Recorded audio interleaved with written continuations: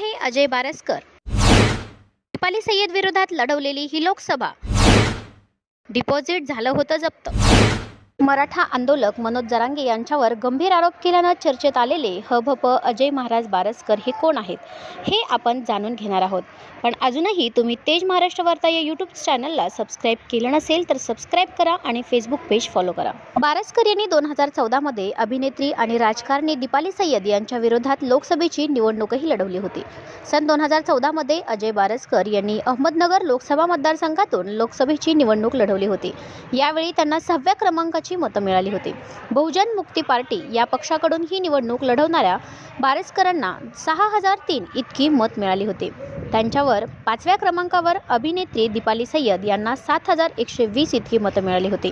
दीपाली सय्यद यांना आम आदमी पार्टीनं उमेदवारी दिली होती।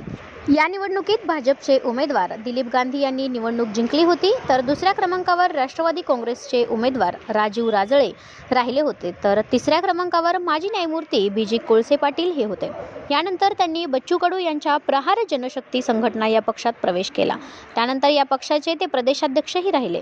नुकताच त्यांनी मनोज जरांगेंवर आरोप केल्यामुळे त्यांची पक्षातून हकालपट्टी करण्यात आली। iNeta.info च्या माहितीनुसार IPCच्या कलमांतर्गत त्यांच्यावर 2 गुन्हे दाखल होते। यापैकी 2005 मध्ये जाणता राजा नाटकावेळी गोंधळ झाला होता त्या संदर्भात एक गुन्हा, तर 2014 मध्ये आचारसंहिता भंग प्रकरणी एक गुन्हा दाखल होता।